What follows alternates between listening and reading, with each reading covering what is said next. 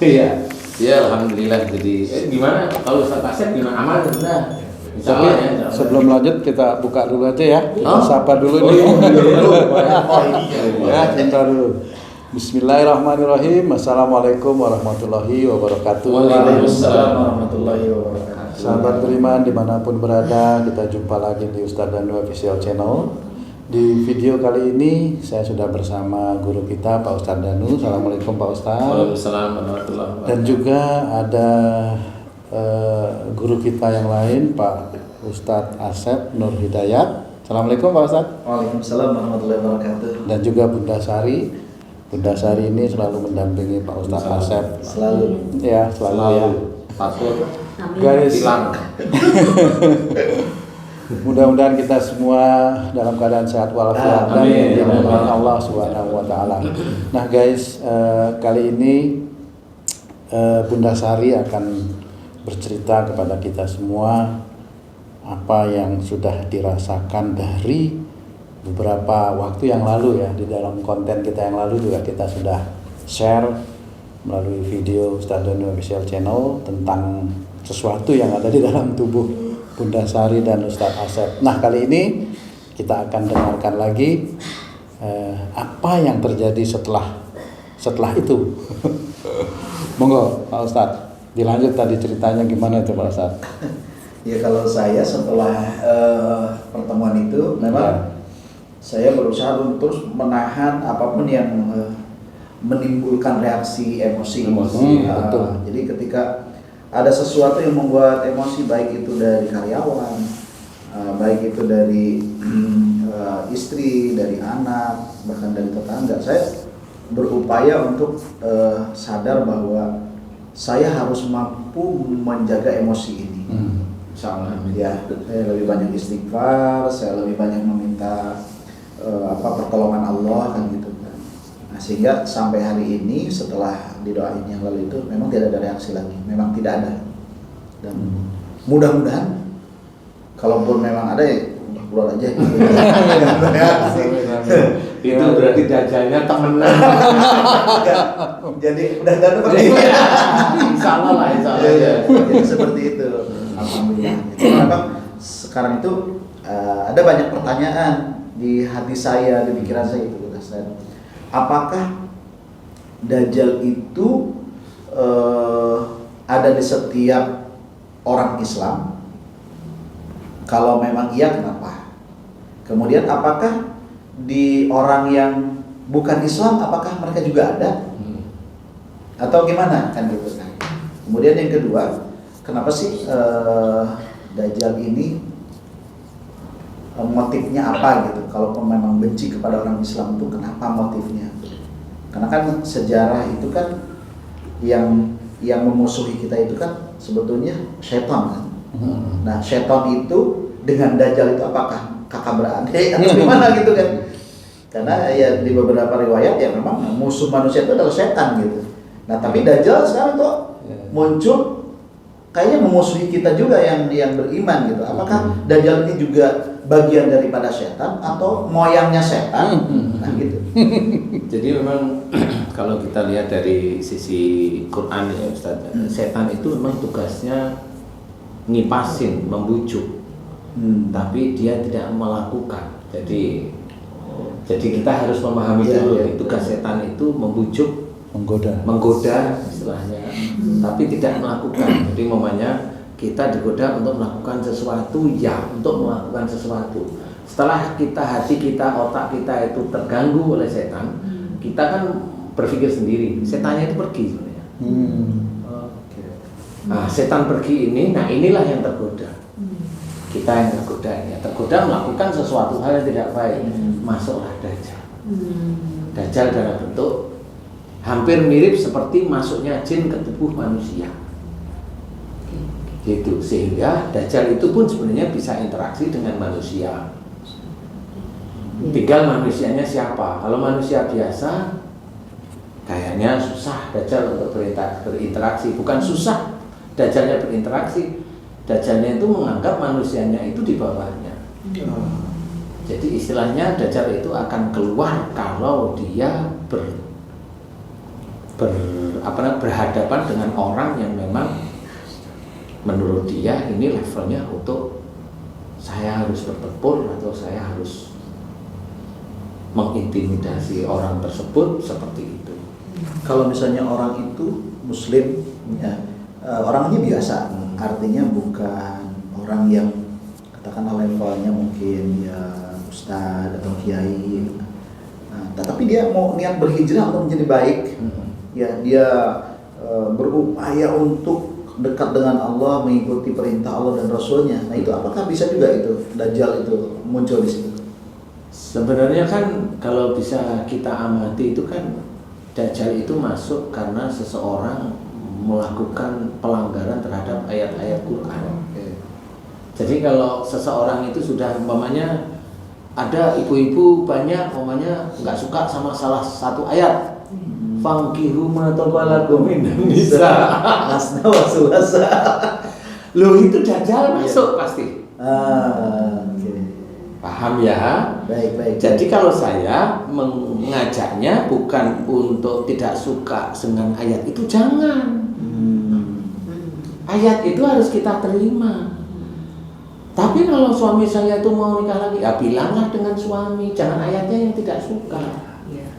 Bilang sama suami, Mas, Pak, yang apa namanya, saya akan berusaha untuk menjadi istri yang baik. Kalau bisa saya mohon jangan nikah lagi ya. Itu kan lebih enak.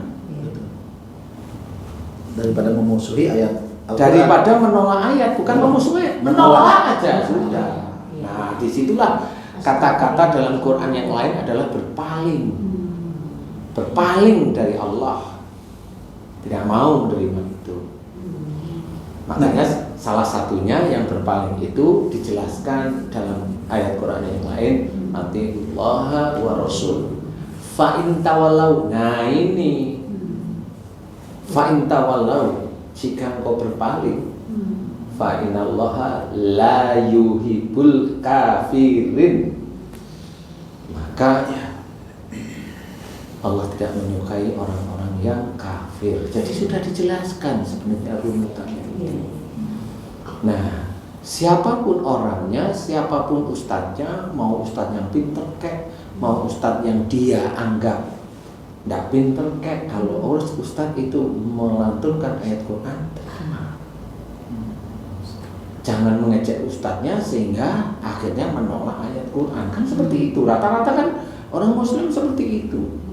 Padahal belum tentu beliau juga secara harfiahnya itu ya enggak, karena enggak suka aja secara hatinya itu enggak boleh. Nah, Dajjal itu insya Allah masuknya melalui seperti itu.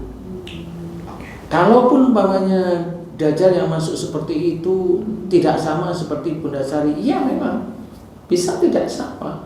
Karena Dajjal sendiri itu dia akan diem aja. Kalau dia udah diem itu udah tahu orang ini nanti suatu ketika kalau memang Allah mengizinkan bagi dia, walaupun dia nggak punya pikiran seperti itu, nanti kalau tuannya dia sendiri itu datang, itu seperti ilmu pelet, Ustaz.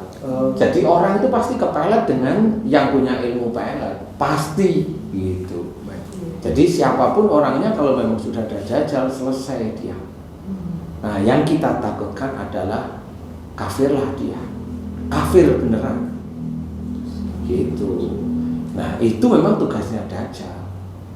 Sama seperti setan tugasnya menggoda, sudah menggoda.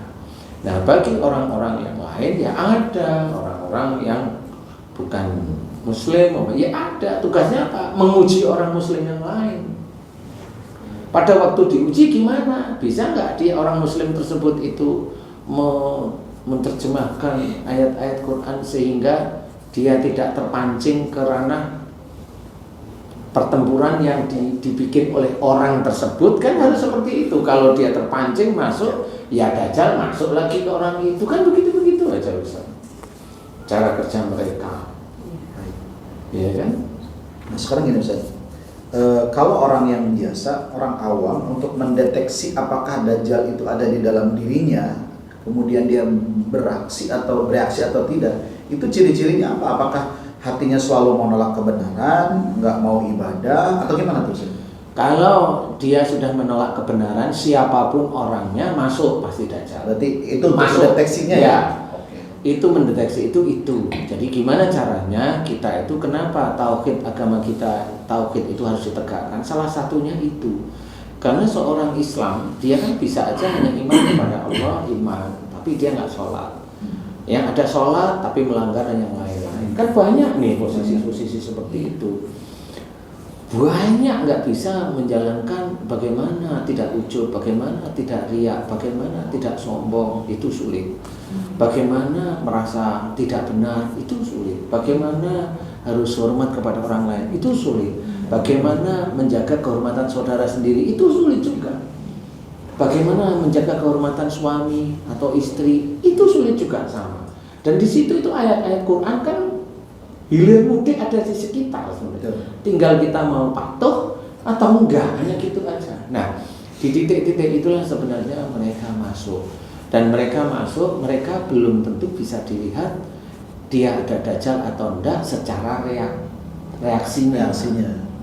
Belum bisa, karena orang kesurupan itu bisa aja memang hanya kesurupan. Tapi ada Dajjal enggak, rata-rata ada Dajjalnya. Udah pasti itu ya. Udah pasti. Kalau orang kesurupan pasti rata-rata belakangnya ada itu. Pasti, ya? Karena dia melanggar, pasti banyak yang dia langgar dari sisi firman-firman Allah. Nah, cuma kalau orang itu kesurupan hanya ingin sembuh, Dajjal nggak keluar, dia diem. Dia diem dia. Anteng dia. Anteng aja dia. Ya, kalau momennya orang itu kesurupan, sembuh aja kesurupannya. Nah, karena dia mencari sembuh dari kesurupannya. Tapi kalau orang ingin mencari kebenaran, kebaikan, tauhid yang benar-benar lurus dari ajaran Islam, dari ajaran Rasulullah Muhammad SAW, nah, Dajjal itu bereaksi pasti. Dia bereaksi. Gimana caranya orang itu jangan? Gimana caranya orang itu jangan? Nggak boleh halangi seperti itu. Nah, itu sudah bukan seperti setan yang ngojok-ngojoki berbuat buruk. Nah, ini sudah menghalangi, karena Dajjal itu sendiri sebenarnya sama, mirip seperti jin. Dia bisa menguasai tubuh manusia. Kalau setan nggak bisa. Dia hanya menggoda. Makanya yang di YouTube saya, setan itu tugasnya hanya menggoda. Kalau yang mengerjakan itu namanya mbahnya setan. Berarti manusia itu kalau kerjain mbahnya setan. Lawang yang goda aja udah dibilang setan kamu, kan gitu ya. Malah yang goda pergi dia. Seperti itu, insya Allah Ustaz. Jadi terus gini Ustaz, maaf. Iya. Izin. Kalau jin itu kan yang biasa Ustaz itu doakan atau berdoa kepada Allah untuk menghilangkan pengaruh jin gitu kan. Itu kan mereka pada keluar tuh. Pada keluar. Nah, kalau Dajjal ini misalnya mohon maaf nih dibaca-bacain gitu. Dia keluar juga atau semakin dalam? Gimana? Siapa nih baca-bacain? Ya, nggak tahu, pokoknya misalnya saya. Ya, orang lain ya. Ya, cara doanya juga nggak tertata, imannya juga nggak tahu gimana imannya, gitu maksudnya ya. Asal bisa baca. Lah, wong yang begitu-begitu, orang-orang begitu itu ngilangin jin aja nggak bisa. Apalagi Dajjal gimana? Dajjalnya itu malah hanya diem aja dan oh itu teman saya, kan gitu. Iya, dia pasti akan begitu. Oh ini teman saya. Karena apa? Harusnya ayat Allah itu dibaca niatnya satu, lillahi ta'ala. Tapi karena dia baca untuk duniawi, ini teman saya. Pasti, karena Allah nyuruh, sudah jelas. Inna sholati wa nusuki wa mahyaya wa mamati lillahi rabbil alamin. Itu jelas sekali. Harus. Gimana? Nah, kenapa saya bisa cerita begitu? Karena sering, dan yang saya alami itu betul-betul, oh itu ya. Berarti saya membuktikan ayat Quran itu memang benar. Ayat Quran itu benar. Oh benar berarti. Jadi kalau saudara kita itu membaca-baca itu niatnya bukan karena Allah, mana bisa menghilangkan sihir? Nggak akan bisa. Nggak akan bisa.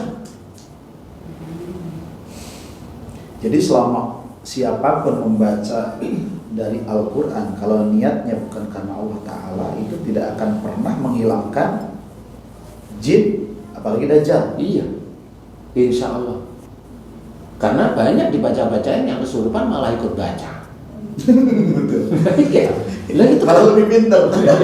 kan itu sering. Saya pernah ada seorang ustadz yang memang habis Quran itu ngobrol sama saya itu, saya tanya, Ustaz, pernah nggak bacain seseorang dengan surat ini, ayat ini, kemudian yang dibaca itu malah bisa baca ada lebih dari ustadz, dan ustadz hanya cuma melongo. Sering ustadz katanya gitu. Terus bisa nggak keluar waktu itu? Ya nggak bisa keluar, benar. Emang nggak bisa keluar. Lebih ngaku emang nggak bisa keluar, mau bilang apa?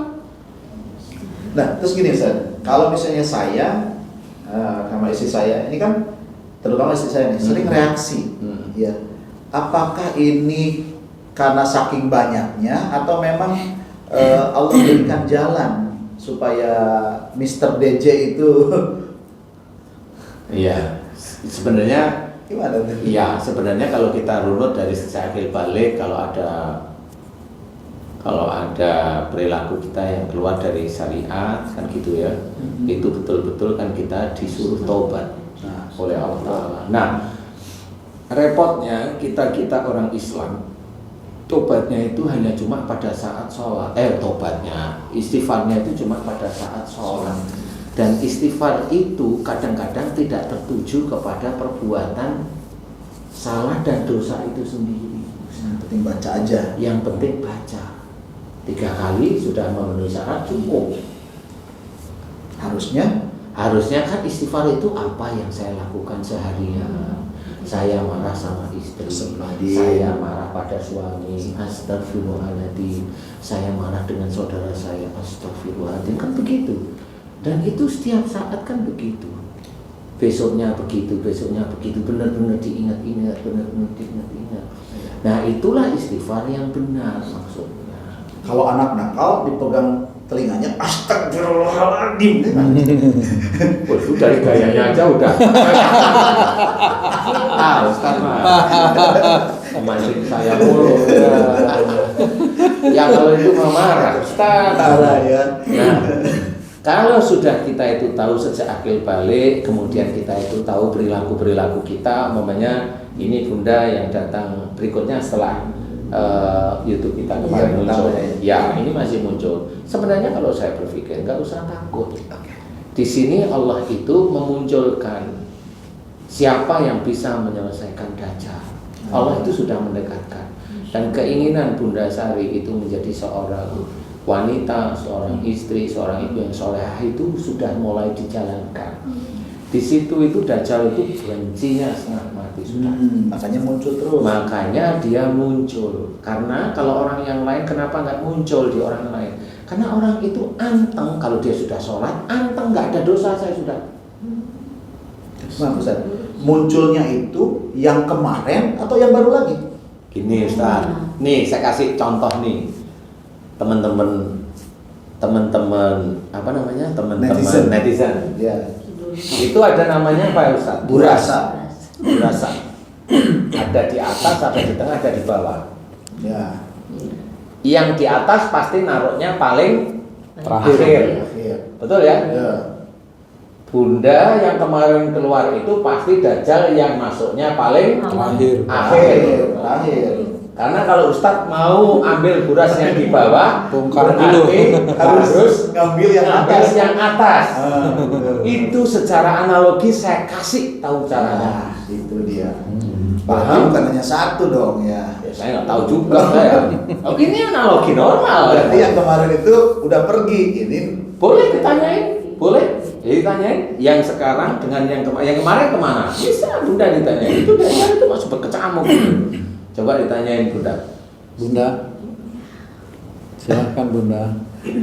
Yang barusan yang terakhir itu sudah ditobatkan ya Ustadz ya, mungkin sudah. Dajjal ditobatkan. Maksudnya sifat saya itu. Oh iya. Mungkin dia udah pergi, saya nggak tahu saat Mungkin apa boleh. Iya. Nah yang terakhir ini memang saya. Beda lagi? Iya.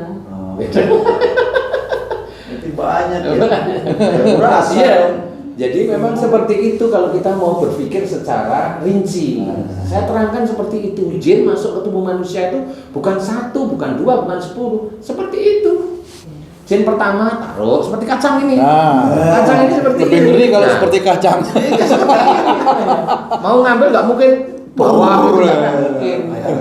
Pasti begini urutannya atas. Karena yang paling gampang dia sudah ada di daerah lapisan Di permukaan ya. Nah itulah yang bisa harus kita ketahui. Nah Dajjal itu akan keluar terus sebanyak yang ada di dalam tubuh bunda. Dajjal yang masuk bunda itu sejak akhir balik, ya dia nanti terakhir keluar. Gitu. Paham ya Ustaz? Jadi kalau saya nerangkan ya seperti itu. Nah teman-teman yang lain nggak ngerti, dia prinsip seperti itu nggak ngerti. Dihantam aja, dibacain, lah itu baca itu untuk apa? Hilang Hilang kemana? Bu kemarin itu ada pasien saya, mohon maaf nih ya.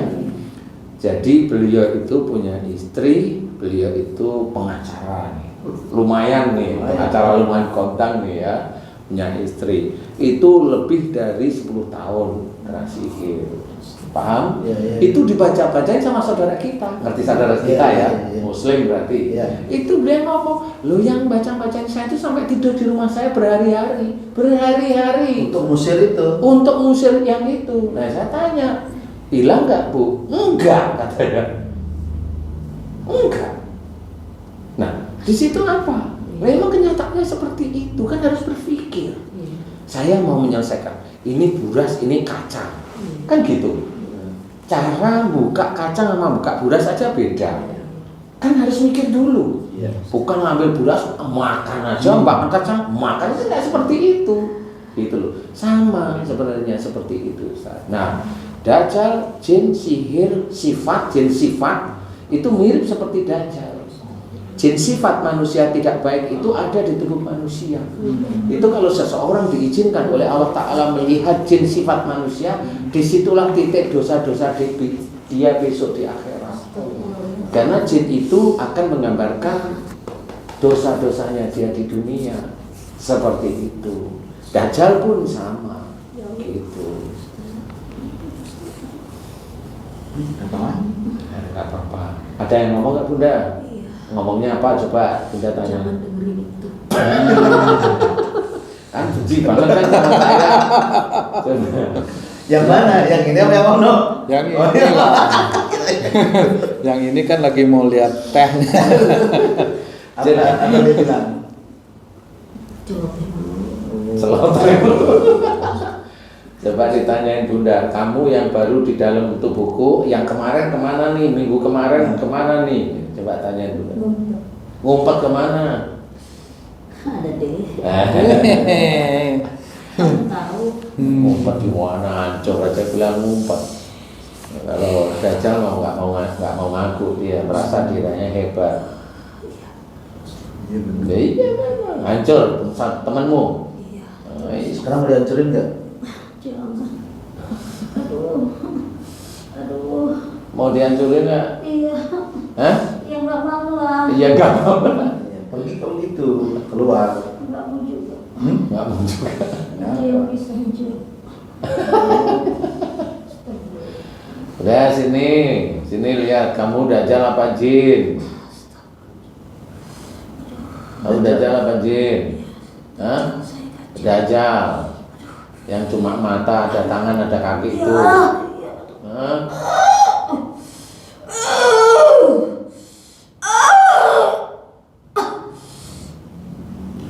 Ya, apa itu?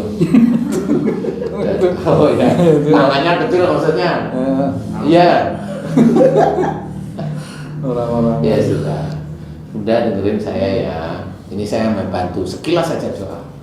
Bismillahirrahmanirrahim. Ya Allah, aku mohon kepadamu agar Dajjal yang saat ini bereaksi di tubuhnya Bunda Sari, Aku mohon kepadamu agar Engkau hancurkan dengan kuasa-Mu dan dengan kekuatan-Mu ya Allah.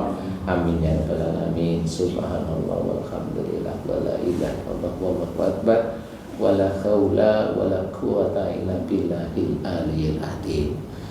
Kun. Amin ya rabbal alamin. Alhamdulillah. Masya Allah. Gimana Bunda? Allah Ustaz. Hancur Ustaz. Siapa itu Ustaz? Saya nggak tahu temennya Bunda, saudara sehati itu Bunda. Ya sudah, Pak. Terima kasih Ustaz. Nah, itu lapis demi lapis. Nah, memang kalau yang bereaksi yang di atas, itu yang di atas hancur dulu. Ya, yang lain nanti akan nyusul. Dia mau keluar nggak di tempat Bunda. Karena Dajjal itu pun sendiri juga ada rasa takut, ada khawatir dia. Karena dia mau keluar, dia mikir nanti ketemu itu lagi gitu. Jadi semakin baik orang, semakin mau menjalankan perintah Allah dan Rasulnya, maka potensi untuk keluar dia muncul, bukan keluar ya. Potensi muncul itu akan kelihatan. Dan yang paling dicari saya nanti.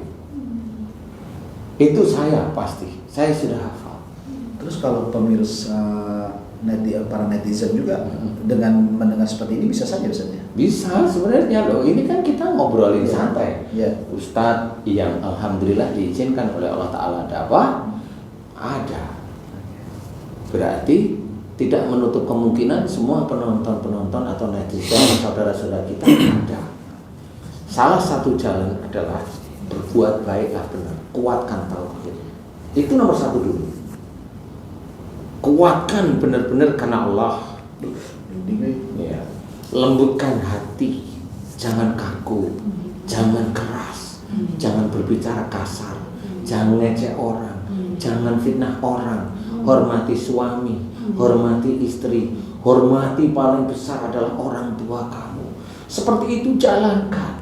Ada orang baca Quran, dengarkan dengan baik-baik. Siapapun orang, dengarkan. Kalau lebih bagus, tundukkan kepala kalau ada orang baca Quran. Itu akan lebih mulia di hadapan Allah Ta'ala.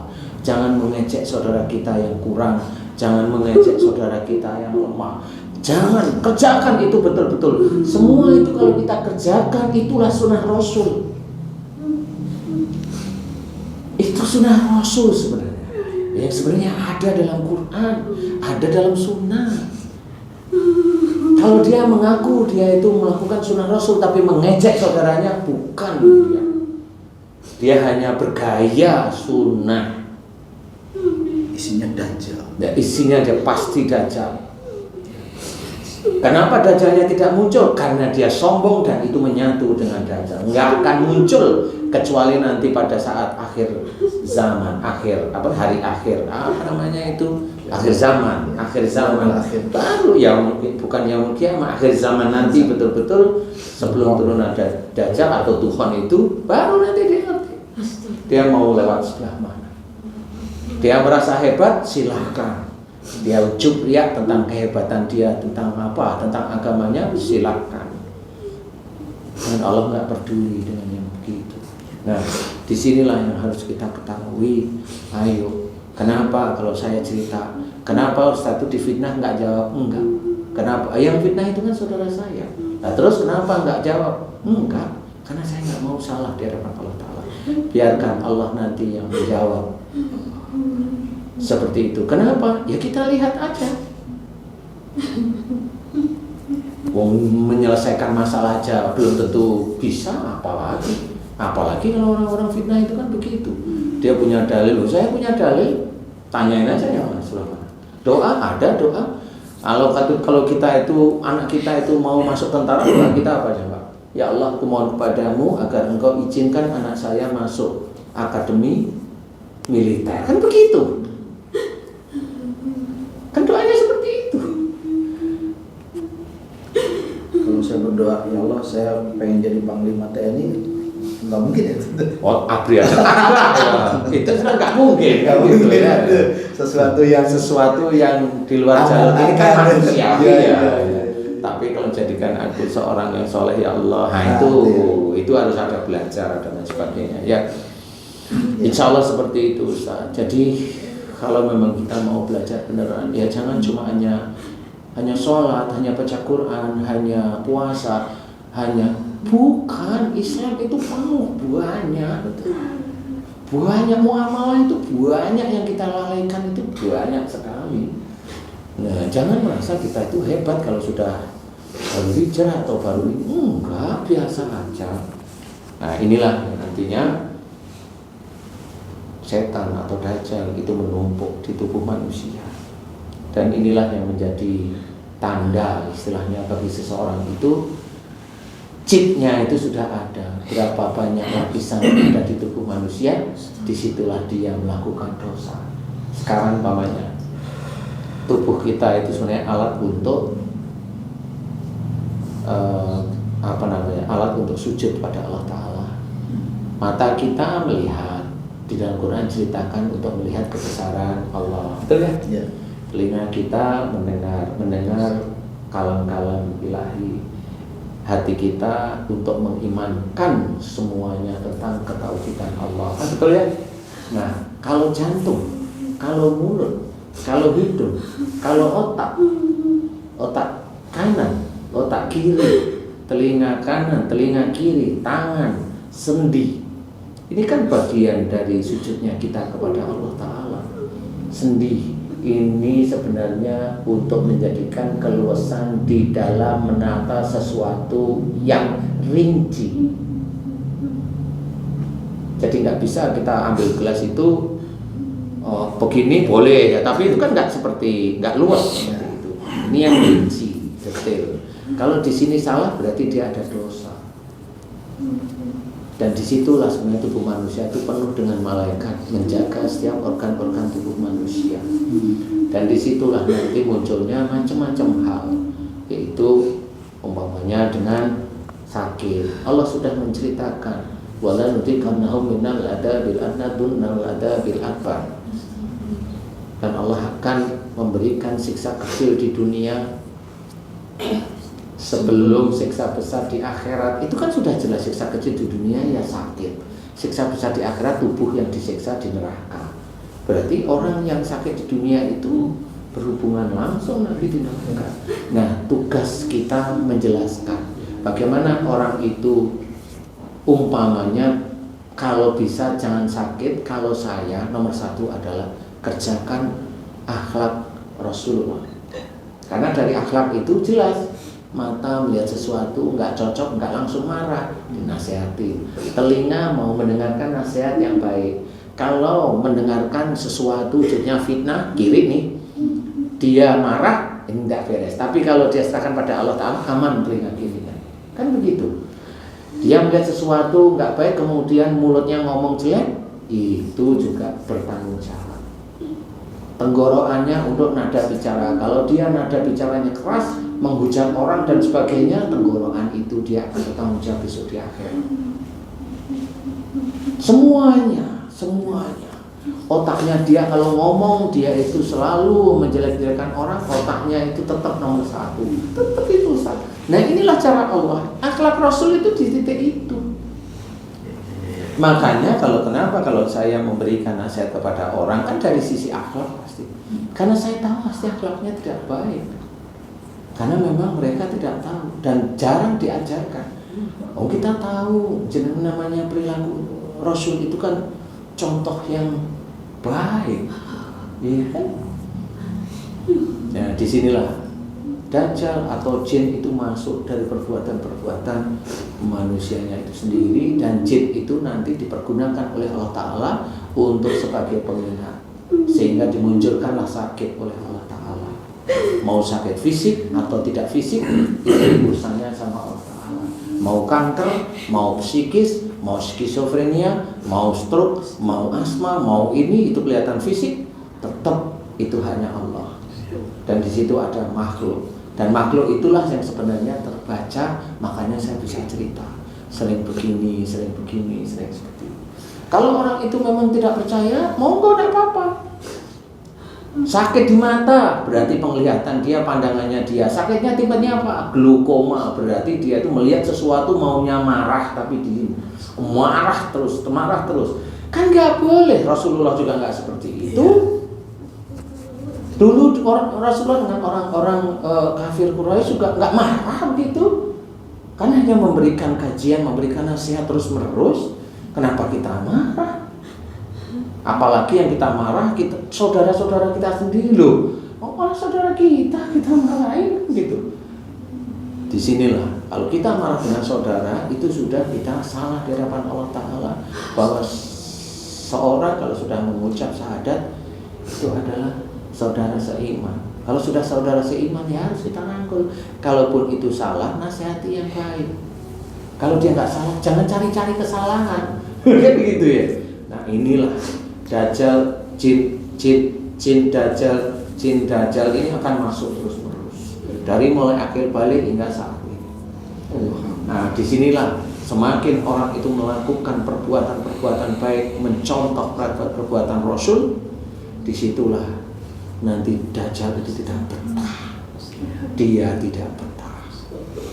Insya Allah seperti itu. Nah kalau orang itu memang punya patokan beneran, saya berusaha untuk belajar menjadi seorang yang soleh. Silahkan kaji dari guru-guru yang lain. Yang baik terima, yang tidak baik nggak usah dicontoh. Kalau banyak jeleknya pergi cari guru yang lebih baik lagi. Silahkan, nggak ada masalah. Tidak usah mencacat guru yang dahulu. Selesai, kan gitu.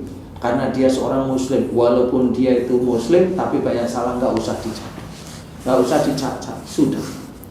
Kita tinggalkan aja karena Allah Ta'ala itu juga hijrah namanya. Ya, bukan guru yang kurang baik tapi betul-betul diyakini lah salah nanti. Nah itu juga banyak Dajjal yang tahu. Nah kan nggak ngerti kita. Kan harus seperti itu. Katanya Islam rahmatan lil alamin, kan gitu. Kan harus berkata-kata pun harus dengan lembut, enak, nyaman. Lah kan seperti Bunda Sari tadi. Kenapa saya ringan aja? Nah, karena saya diizinkan ngerti cara menyelesaikan Dajjal. Hanya cuma ya Allah aku mohon padamu untuk menyelesaikan Dajjal. Bismillah. Selesai. Aku mohon semua Dajjal yang bereaksi di tubuh Ibu Bunda Sari, aku mohon hancurkan ya Allah. Amin. Puji Allah. Siapa? Allah yang bisa. Saya nggak punya kekuatan. Kekuatan saya apa? Saya nggak punya kekuatan. Doa pun saya lantunkan karena beliau membutuhkan. Selesai. Apa yang salah di saya? Kan gitu. Lah kalau mereka, nggak tahu mereka bisa apa enggak? Malah difitnah pada Ustaz. Oh, apa? Saya yang sedih sekali. Oh, sedih kalau ada Dajjal itu. Fitnah itu udah pahala kita sebenarnya kan gitu ya. Bang itu. Oh, ada yang fitnah saya temannya Ustaz Asep juga mati kan? Mati, saya sebutin mati karena kan dulu Ustaz saya bilang enggak usah marah Ustaz, doain aja agar selamat. Itu Ustaz kan ingat selamatnya menurut Allah itu macam-macam. Iya. Bisa aja dia mati, masih ingat kan? Iya. Mati beneran. Bisa jadi dapat hidayah ya. Ya nggak bisa, tapi kayaknya milik Bunda Sari ya. Nggak bisa. Ustaz, nih saya jadi teringat dengan beberapa netizen yang apa namanya, yang nyundul komen lah gitu. Kadang-kadang mereka tolong dong doain saya, sampaikan ke Ustaz Danu kan gitu kan. Nah mungkin hari ini Ustaz juga berhadiah, memberikan hadiah kepada mereka. Kalau ada yang misalnya di antara teman-teman netizen yang tiba-tiba reaksi kan? Iya, kalau reaksi sudah ada doa yang Dajjal pertama pada waktu Ustadz ada kemarin itu, jadi tinggal nyari. Kalau istilahnya pakai hashtag Dajjal, kemudian muncul ada Ustadz, ada Bunda, udah di situ di daerah belakang, di yang belakang itu ada doa khusus untuk itu. Ataupun tadi bisa itu ya? Bisa, tapi itu sangat singkat. Nah, memang benar karena saya memang konsen hati saya, otak saya mohon kepada Allah. Jadi sangat konsen kalau saya boleh. Makanya ini hanya cuma sekedar saya kalau berdoa itu serius dari hati. Saya berdoa tidak hafalan. Mohon maaf kalau hafalan saya nggak bisa. Saya doa itu hati saya. hati saya mau doa apa. Kalau memang ini ada Dajjal mau keluar, hati saya Dajjal satu, biarlah Allah yang menghancurkan, ya saya mau. Masya Allah. Tapi kalau hafalan, ya hafalannya biasa aja, mau namanya sudah hafalan, masalah itu dikabulkan sama Allah atau enggak, wallahu a'lam. Saya masih hafalan berarti Enggak selama apa-apa sebenarnya. ya, masih sering. Tapi insya Allah hati ya. Jadi intinya nanti kalau ada teman-teman netizen itu juga ingin doa untuk Dajjal gimana, silahkan yang lalu itu ada, cari, insya Allah boleh, silahkan nanti didengerin lagi semua, karena nanti proses dari Dajjal ini kayaknya agak lebih panjang. Selain Dajjal nanti juga ada zaman. Saya akan mencoba ini mulai ya, karena semakin lama semakin dekat. Kenapa? Semakin saya gemeter pada saya di sini. Tapi kan yang tadi dan yang kemarin itu kan dikhususkan untuk Bunda dan saya tuh Ustaz. Nah sementara kan netizen juga mungkin tidak terus itu gimana tuh? Gak apa-apa. Bentuk Sama aja ya, yang penting aminkan gitu ya. Kalau sama aja, ya nggak sama. Tapi ketulusan dalam mengaminkan itu kan beda ya. Itu yang paling penting. Jadi Ya. jangan orang itu hanya ingin sembuh, jangan. Berubahnya yang Berubahnya. Karena yang mau diterima taubatnya oleh Allah Ta'ala itu ada beberapa jalan. Satu, illal ladina tabu. Yang kedua, wa islahu. Yang ketiga, wa bayanu. Baru nanti Allah menjawab, faulaika atubu alaihim. Dan ini dari Quran, harus difahami. Mereka yang telah taubat, paham, ngerti, salah, dosa. Jangan merasa sakit, saya nggak punya dosa, itu orang sombong. Ya, Fir'aun itu memang musuhnya Nabi Musa. Tapi kalau ada orang Muslim sombong, ya dia punya sifat anaknya atau cucunya Fir'aun. Congkak, dia merasa Tuhan. Makanya kalau kamu baca ini pasti kaya, pasti sukses. Nah, orang yang pasti itu merasa dirinya Tuhan. Berarti dia punya garis keturunan dengan Fir'aun. Sipir. Gitu sebenarnya. Jadi kita orang Muslim jangan merasa kita langsung hebat. Enggak, kita evaluasi kita itu di mana tempatnya. Sehingga setelah yang kedua, waslahu, melakukan perbaikan. Jadi Bunda juga Ustaz Asep juga yang lain-lain melakukan perbaikan, benar serius. Baru bayanu itu memberikan nasihat kebaikan baik dari Quran, dari hadis, boleh silahkan. Kemudian jangan ada ujub, jangan ada riya. Nah, kemudian baru Allah menjawab, maka tobat mereka yang aku terima. Kayaknya enak banget seperti itu. Cuma untuk melalui proses itu sangat sulit. Jadi betul-betul teman-teman netizen paham nanti ya. Insya Allah seperti itu, Ustaz. Ya, sampai di sini dulu pertanyaan saya. Boleh, kita akhiri aja. Besok boleh. Tapi saya nanti minta tanya yang saya bisa jawab ya. Insya Allah, silakan dihitung itu. Ya. Nah, sahabat beriman, akhirnya waktu doalah yang memisahkan kita. Demikian tadi acara kita dalam video ini ya. Mudah-mudahan ini banyak bisa memberikan manfaat buat kita semua. Amin. Buat keimanan dan ketauhidan kita. Amin. Sampai jumpa lagi di video kami yang berikutnya. Wassalamualaikum warahmatullahi wabarakatuh. Waalaikumsalam warahmatullahi wabarakatuh.